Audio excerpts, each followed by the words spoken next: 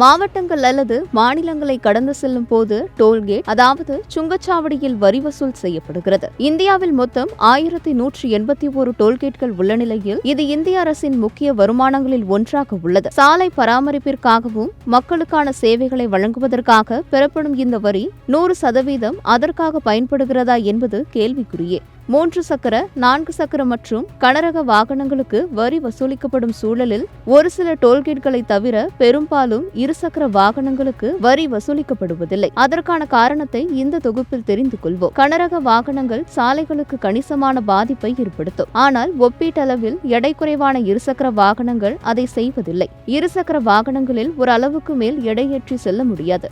ஒரு PCU அதாவது passenger car யூனிட்டின் கீழ் வரும் வாகனங்கள் செலவு கட்டணங்களில் இருந்து விலக்கப்படுவதாக அரசாங்க குறிப்புகளில் கூறப்படுகிறது. சைக்கிள்களும் பைக்குகளும் பாதி வாகனமாக கருதப்படும் நிலையில் கார், ட்ரக் மற்றும் லாரி போன்ற வாகனங்கள் 4 PCU-ஆக கணக்கிடப்படுகிறது. மேலும் பைக்குகளை கொண்டு நீண்ட பயணங்கள் அரிது.